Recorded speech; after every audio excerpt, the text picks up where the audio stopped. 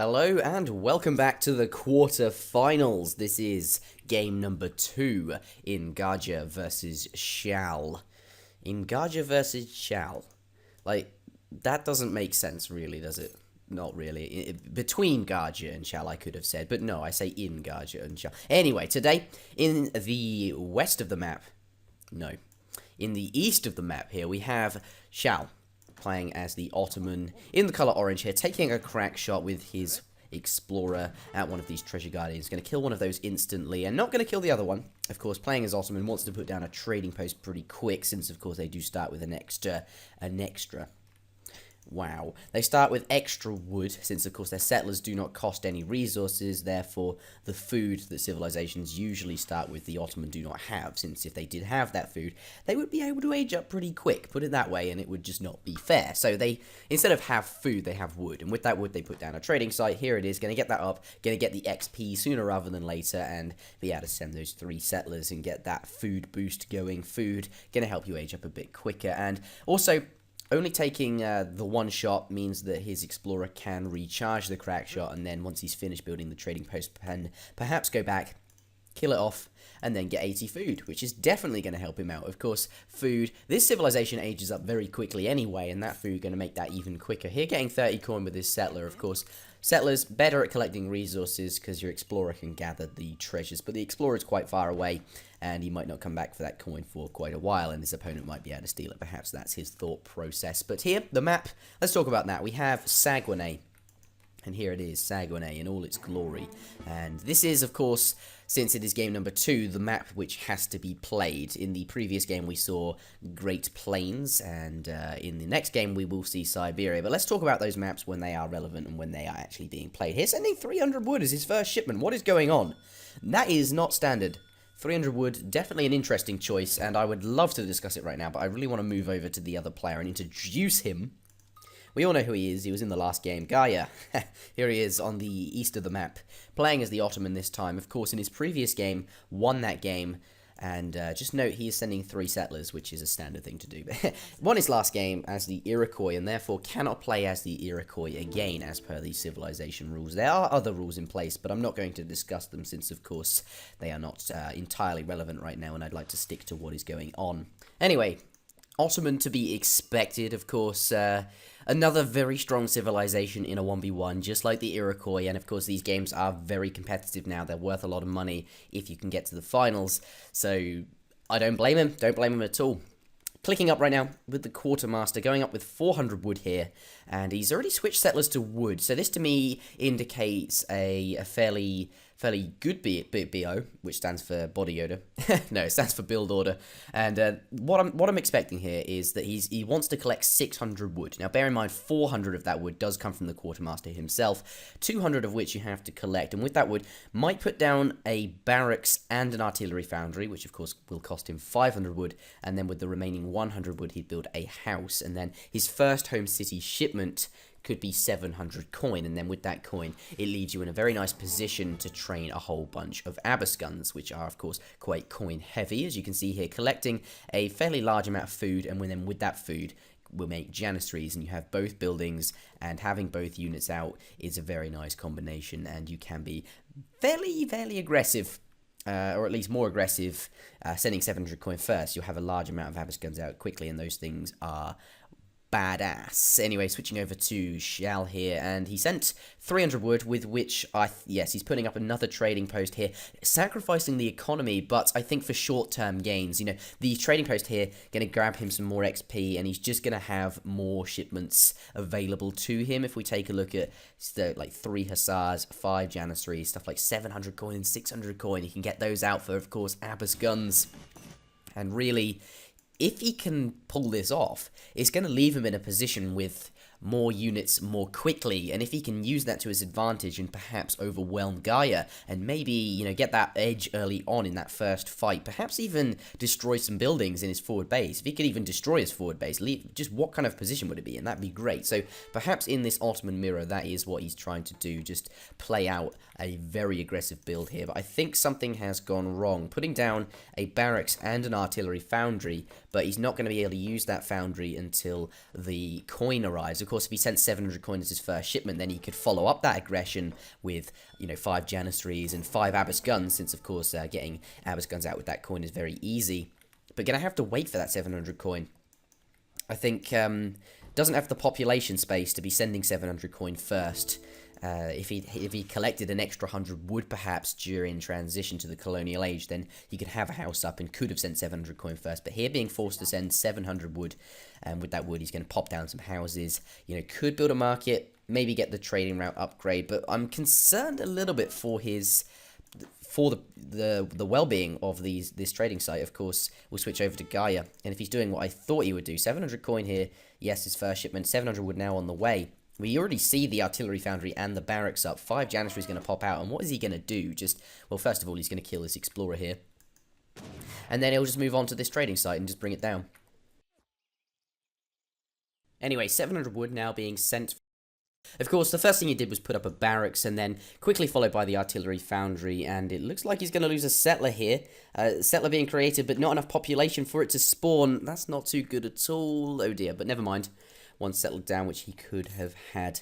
But put 1 Abbas gun in production at the artillery foundry, then collected up his 700 coin, and therefore had all of the coin ready. Could put the rest of them in production, and here now we have 5, but has no population, and as we saw, lost a settler due to that. Can't train any more military units, and therefore has sent 700 wood. Perhaps he could have sent that 700 wood slightly sooner, and then put up this house, which is going up now slightly sooner, and therefore might not have lost the settler, though I wasn't actually watching. I can't verify whether or not he could have sent it sooner. But now, as we can see, chucking down a bunch of houses, going to be able to resume military production here. Perhaps also he'll be able to build this trading site as well, maybe put down a market, a mosque. Has plenty of wood to do so, but then again, I want to keep it for houses. Anyway, we'll see what he does, but I do kind of think Challe has squandered his advantage in a way. Of course, sent 300 wood as one of his first shipment, well, as his first shipment, and decided to build this trading site, and that's going to help him out with, with the old shipments and stuff. Using 3 Abbas guns here to do a little bit of damage against that Abbas gun there, not too bad, getting a few shots off, and now killing the Guardians for this settler treasure. And believe me, he needs it. He's 3 settlers down, and kind of squandering the advantage, as I keep trying to say, by losing that trading site. I think if he'd sent 700 coin as his first shipment, which I guess I kind of explained why he didn't. But if he had, he'd be in a similar position to Garja right now in terms of military, and then might have been able to defend that trading post and kind of better protect his investment here.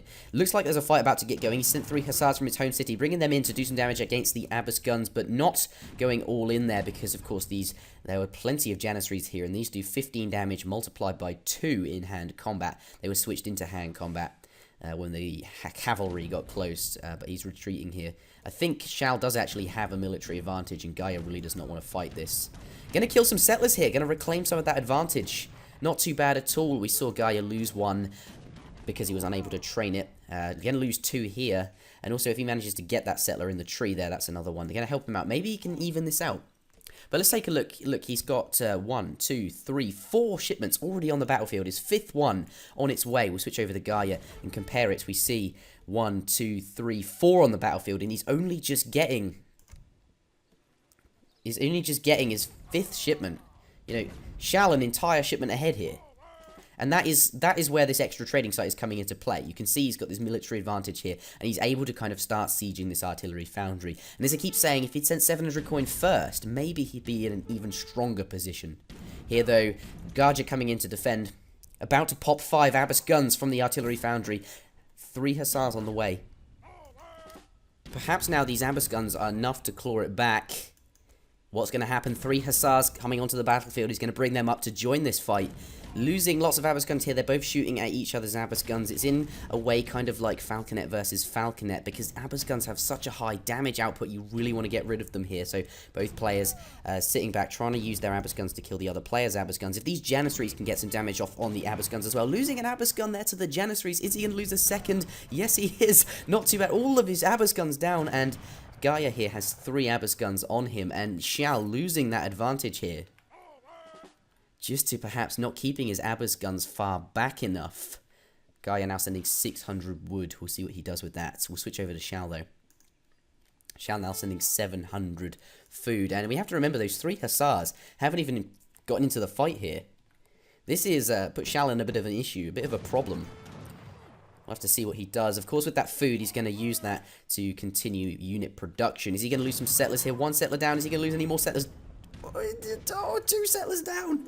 700 food on the floor. Is he going to collect that up? And then he can start putting more Janissaries in queue. And, of course, Abbas guns as well. All right.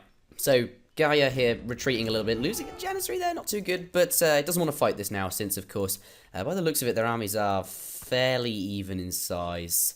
I would say Garja has a slight advantage, but then again doesn't want to fight next to Challe's military buildings where units can be popped out at any time, and also Minutemen over here. And really, maybe he can come in a little bit later and do something a little bit more significant. But, of course, he just sent 600 wood, with it putting up an artillery foundry. Oh, his artillery foundry's gone. Challe managed to kill that. Nice job. I didn't notice that. Okay, wow. So putting up another artillery foundry with that wood. Perhaps that's why he sent the wood. But a good job there from Challe. He did, however, lose the... Well, he got pushed back, and I think his micro was... He was out-microed, in a way, by Garja slightly. I think he did kind of have a military advantage there. And I do think Garja got a few nice Abbas gun shots off him, and of course got the Janissaries up close and managed to take out some Abbas guns as well. Not too bad. But, oh, a few raiding going on down here. I'm not too great at spotting them half the time. People do mention, look at the minimap more. I'll try. Now sending five Janissaries. Perhaps then once they arrive, he'll push out. But as I was saying, Challe, perhaps if he'd sent 700 coin and, you know, had more of a larger military earlier, as I say, 700 coin could have been his first shipment, and then he could have stacked that with the fact that he'd put up 2 trading sites and had more shipments out sooner. Perhaps then he could have really done, you know, he managed to break out an artillery foundry here. If that's the case and he sent 700 wood first, imagine what he could have done if 700 coin came first. Maybe he could bring down that barracks as well. Anyway, of course, I am just speculating.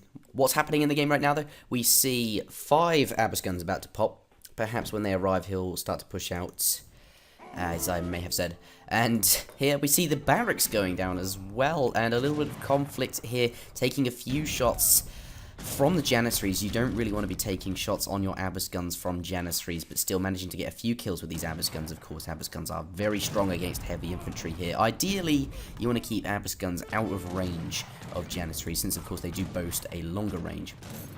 And of course, if you keep them in the back, they're more protected. Keep the Janissaries on the front, but then at the same time, you've got this weird kind of thing you have to consider, where if your Janissaries are too far forward, like they might be here, these Abbas guns are just going to just shoot all day long and get lots of shots off, and that is never good for you at all. And here, it is just about micro. If I hold the Alt key, you might be able to see that the players are shooting down units with low HP and specifically trying to kill those ones off.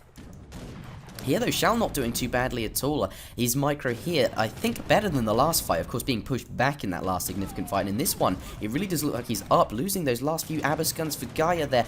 Challe is now 3 Abbas guns up and plenty of Janissaries here. And really, an excellent job of really pulling this back. And really, this is one of my favourite games. It just has to be so far. It's just so back and forth now.